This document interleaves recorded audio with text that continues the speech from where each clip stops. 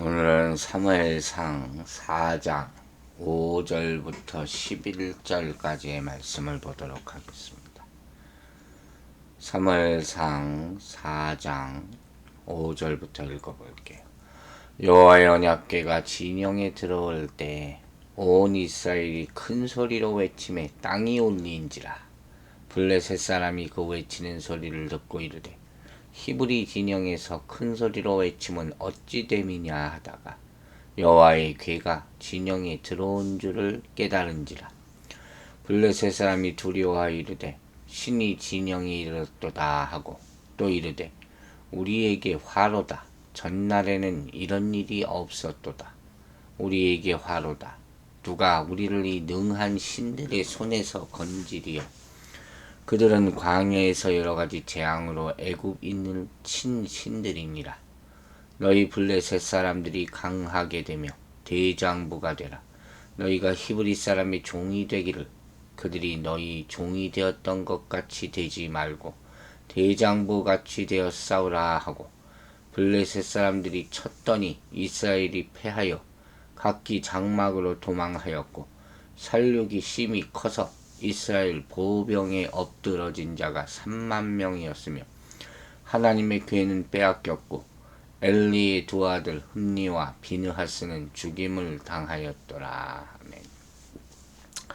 자, 이스라엘의 언약궤가 여호와의 언약궤죠. 진에 들어옵니다. 그러니까 이스라엘 백성들이 큰 소리를 외쳤다.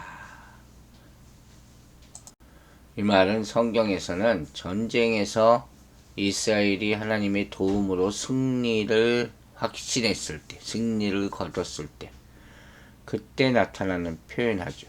표현. 여기서도 이스라엘 백성들이 이제 언약궤가 왔기 때문에 분명히 승리할 것이라는 확신 속에서 과거에 그랬던 것처럼 큰 소리를 외쳤던 거예요. 그러나 그 큰 소리가 결국 그들에게 승리를 가져오지 않습니다. 언약궤가 왔음에도 불구하고 어떻게 이런 일이 일어났을까요? 그들이 여호와께 순종하지 않았을 때 그들의 외침은 허공에 치는 허무한 메아리와도 같은 것이기 때문에, 무슨 미신도 아니고 언약궤만 갖다 놓으면 전쟁이 이깁니까? 이런 걸 껍데기 신앙이라고 하는 거예요. 믿음도 말씀에 대한 순종도 없는 껍데기 외침이, 이게 하나님을 향한 신앙이 아니라 오히려 하나님을 대적하는 것이 되고 말았다는 거죠. 여호수아서 7장에 나온 아이성 전투, 제가 자주 인용하죠. 이 아이성 전투에 진 이유가 뭡니까? 이스라엘 진영 안에 죄가 있었잖아요. 아간이 전리품을 감춘 것. 그들이 진정으로 믿음으로 전쟁에 참여하지 않았어요. 그저 그냥 여리고에서 승리했으니까 아이에서도 이기겠지. 과거의 경험만 가지고 자신들을 무장한 거지. 그죠? 어렴풋한 신앙. 이거 가지고는 이길 수 없어요. 경험으로 영적 전쟁에서 이기는 게 아니에요.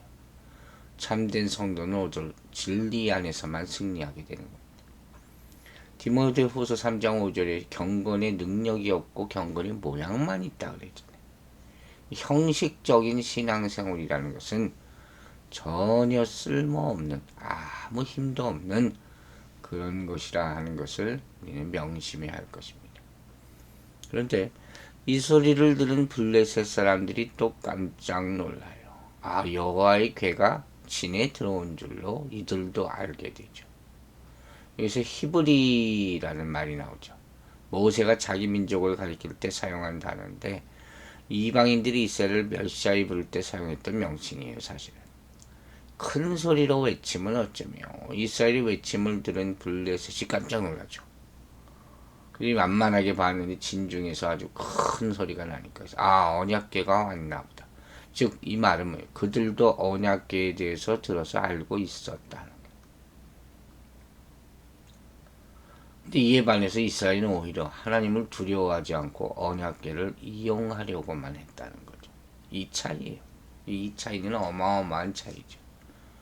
그 7절에 분명히 말합니다. 블레셋 사람이 두려워했다. 신이 진에 이르렀도다. 우리에게 화로다. 신이 진에 이르렀도다 하는 말은 언약궤가 이스라엘의 진에 이르렀다는 거예요.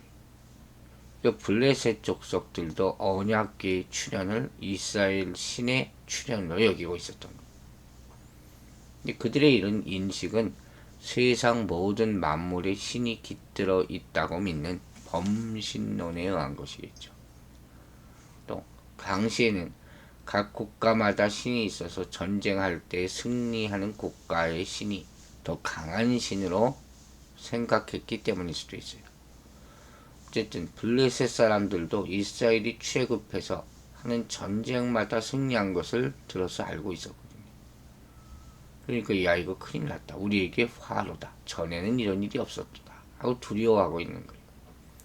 블레셋이 이제까지 이스라엘을 두려워한 적은 없었지만 언약궤로 인하여 처음으로 두려움을 느끼게 된 그런 모습이 양쪽 진영 다 참 깝깝한 모습을 보여주는 그런 장면이라고 할 수 있습니다. 이제 8절 보세요. 우리에게 화로다. 누가 우리를 이 능한 신들의 손에서 건지리요. 그들은 광야에서 여러 재앙으로 애굽인을 친 신들이니라. 능한 신들이라는 표현을 우리가 한번 눈여겨볼 필요가 있죠. 복수형이잖아요. 블레셋인들이 하나님을 복수로 부른 것이 확실하죠. 다신교적 사고에 의한 거예요. 여호와를 유일신으로 이해하지 못하고 여러 지역신의 한 부류로 봤다. 이렇게 볼 수 있죠. 그러나 하나님께서는 이스라엘에게 유일신으로 자신을 나타내시고 오직 한 분이신 하나님만을 섬길 것을 명령하셨음을 우리는 압니다. 하지만 이스라엘은 오히려 이방민족을 따라서 우상숭배의 죄를 범하여 망하게 되었음을 성경은 분명하게 기록하고 있죠. 애굽을 친 신들, 블레셋 사람들이 여호와로 인하여 두려워한 이유가 일찍이 강대국으로 명성을 떨치던 애굽에서 여러 가지 재앙을 내리셨잖아요. 하나님이. 그래서 이스라엘을 구원하신 사건. 10가지 재앙. 이게 뭐 소문이 안 날 수가 없죠. 그런 여호와의 능력이 당시 블레셋을 비롯한 주변 나라들에게까지 생생하게 각인이 되었던 거예요. 막 퍼져나간 거죠. 뭐 요즘 같으면 인터넷 때문에 난리가 나겠지만 그 당시에도 그렇게 큰 소문이 났을 정도니까 대단한 거죠. 우리가 구약성경 필요 없다 하는 얘기들을 자주 해요. 사람들이. 참 어리석은 일이라고 했어요. 왜 봐야 됩니까? 이스라엘 역사를 통해서 교훈을 얻을 수 있기 때문이에요. 하물며 이방나라 블레셋까지도 교훈을 얻잖아요. 성도는 모든 말씀을 통해서 하나님의 능력과 돌보시는 은혜를 깨닫고 기억해야 할 필요가 있는 것이죠. 이런 경외감을 상실한 채 살아가면 악한 영적 세력을 비롯한 세상과의 영적 싸움에서 승리하기 힘든 거예요. 항상 두렵고 경외하게 생각하는 것. 이거 우리가 이방 족속보다 더 많이 가져야 되는 것인데 오히려 다른 사람들이 더 그렇게 느낀다는 게 이게 아이러니죠. 9절과 10절 말씀 보겠습니다. 너희 블레셋 사람들아 강하게 되며 대장부가 되어라. 너희가 히브리 사람의 종이 되기를 그들이 너희의 종이 되었던 것 같이 말고 대장부같이 되어 싸우라 하고 블레셋 사람이 쳤더니 이스라엘이 패하여 각기 장막으로 도망하였고 사륙이 심히 커서 이스라엘 보병에 엎드린 자가 3만이며 이거 보세요. 언약궤 가져오면 무슨 소용이 있습니까? 오히려 블레셋 사람들이 전의를 막 다져요. 사사시대 말기에 이스라엘이 블레셋의 지배를 받고 있었잖아요. 그러니까 블레셋의 입장으로 보면 자기들이 지배하고 있던 나라가 전쟁에서 이겨서 자기들이 이스라엘이 종이 된다? 이건 말도 안 되는 겁니다. 그래서 두려워했던 블레셋 사람들의 군사들에게 막 경각심을 불어넣어서 다시금 전의를 불사르게 해주는 그런 장면이에요. 대장부가 되어라. 재밌는 표현이죠. 남자답게 싸우라 하는 뜻이에요. 이렇게 블레셋 족속이 죽기를 각오하고 이스라엘과 싸우려고 합니다. 결국 승리한 거예요. 그러나 우리가 여기서 한 가지 봐야 될 것이 있죠. 이 전쟁이 그들이 이긴 이유는 그들이 죽기를 각오하고 덤벼들었기 때문에. 이 표면적인 이유죠. 이스라엘이 진짜 진 이유는 뭡니까? 하나님께서 이스라엘을 블레셋의 손에 넘겼기 때문에 징계하고자 함이라는 거예요. 모든 전쟁의 배후에는 하나님이 계십니다. 결국 이스라엘이 패하고 다 도망쳐서 자기 장막으로 돌아갔다 하는 것이죠. 대패한 거예요. 엎드러진 자가 3만이라고 했어요. 당시 죽은 3만의 병사는 이스라엘 한 지파의 숫자가 맞먹는 숫자. 이게 바로 빈 껍데기 신앙의 결말이라는 거예요. 하나님 앞에 죄를 범하고서도 회개치 않으면 마침내 하나님의 징계를 받게 될 수 있음을 우리는 잊지 말아야 됩니다. 형식적인 신앙이라는 거예요. 아무리 화려해도 하나님을 저버리는 불순종의 결국은 멸망이 될 수밖에 없다는 거예요. 여러분 여기서 기억해야죠. 우리가 4,000명 죽었을 때 신앙적으로 바로 섰으면 회개했으면 승리할 수 있었을지도 몰라요.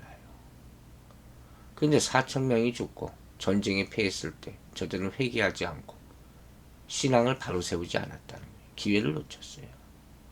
그대로 잘못된 신앙을 가지고 나가니까 또 3만 명이 죽는 그런 불행을 초래하게 된 것이죠. 그래서 우리는 깊이 생각해 봐야 돼요. 이스라엘 백성들에게 전쟁이란 군사가 많다고 무기가 좋다고 이기는 게 아니에요. 전략이 좋다고 이기는 것도 아니에요. 하나님께서 대적을 손에 붙여 주셔야 됩니다. 하나님이 이기게 하셔야 돼요. 그러니까 하나님의 명령, 하나님의 말씀이 먼저예요. 모세나 여호수아를 보세요. 전쟁이 나갈 때마다 하나님 앞에 가서 물어봐요. 하나님 나와 싸워야 되겠습니까? 이기게 해주십시오. 그리고 너의 손에 붙였느니라 이 말씀을 꼭 듣고 나서야 싸우는 거예요. 말씀과 말씀의 허락이 먼저라는 거예요.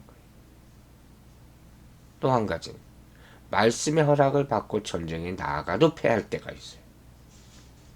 그건 그 안에 죄악이 있기 때문에 경건이 없고 신앙이 없을 때 아이성을 쳐들어갈 때 같은 악이 있을 때 감춰진 거죠.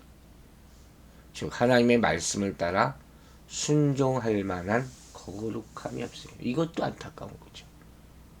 말씀을 듣는 데까지는 어떻게 해? 근데 실천을 못해요. 정결함이 없기 때문에 충성됨이 없기 때문에 이러면 또 전쟁이 못 이기는 거예요. 그러니까 요약해서 말하자면 이런 거예요. 말씀에 대한 믿음이 있어야 되고 순종이 있어야 되고 그럴 때 전쟁이 이기는 거예요. 근데 지금은 말씀도 없고 믿음도 없고 이런 전쟁은 100번 해도 다 지는 거죠. 이걸 우리가 알아야 돼요. 결국 11절의 결말이 나옵니다. 하나님의 괴는 빼앗겼고 엘리의 두 아들 흠니와 비느하스는 죽임을 당하였더라. 비극적인 결말이니 이렇게 될 줄 우리는 이미 알고 있었죠. 안타까운 것은 전쟁이 진 것보다 더 놀라운 것은 법궤를 빼앗겼다는 거예요. 법궤는 사실 상징하는 바가 크죠. 하나님의 임재와 구원의 상징. 이방 족속들도 두려워할 만큼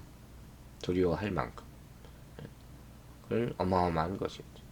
법궤를 블레셋에 빼앗겼다는 것은 여호와가 이방신의 포로로 잡혀간 것이나 다름없는 그런 모습이죠. 여러분, 하나님께서는 범죄하고도 죄악을 깨닫지 못하며 회개치도 아니하는 불의한 자들의 손에서 이방 민족 블레셋에게서 그 궤를 넘기신 것이죠. 이게 이스라엘에게 위기며 참으로 모욕적인 일을 할 수 있는 것이죠. 그러나 여기서 우리 교훈을 얻는 거죠. 먼저 법궤 혹은 어떤 상징물이라도 여호와의 임재와 능력을 제한할 수는 없다는 거예요. 상징이 불과한 거예요. 그냥 괴짝이라는 거예요. 또 한 가지, 하나님과의 진정한 영적 교제가 없는 형식이나 상징물은 의미가 없다는 거예요.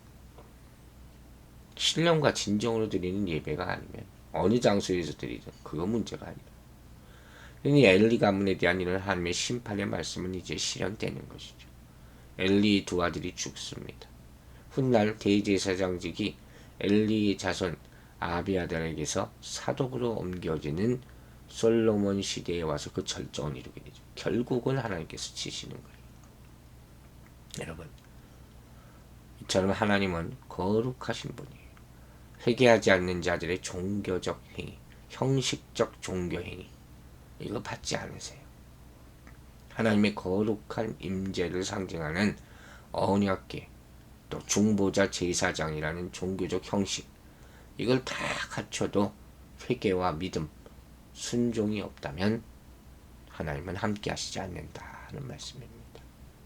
그걸 꼭 깨닫고 진정으로 주님 앞에 나아가서 회개하고 하나님의 신령한 복을 구하는 우리 모습이 되기를 주의 이름으로 축원합니다. 기도하겠습니다.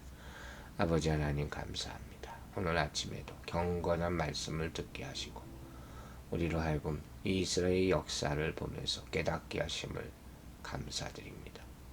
그들은 언약궤를 가려져 놓고 다 이긴 듯 하였지만 껍데기 신앙밖에 없었습니다.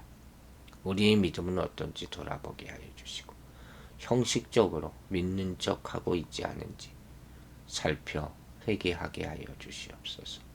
그래요. 진정한 믿음으로 한 말씀이라도 꽉 붙잡고 실천함으로 말미암아 하나님께 영광 돌리고 허락하신 승리를 즐길 수 있는 그런 참된 신앙으로 살아가게 도와주시옵소서. 오늘 하루도 사는 가운데 말씀의 능력으로 이기고 또 이기게 하여 주시며 우리 성도들의 삶을 평안케 하시고 아픈 자들 없도록 주님께서 살펴주시기를 간절히 기도하며 예수 그리스도의 이름으로 기도했습니다. 아멘.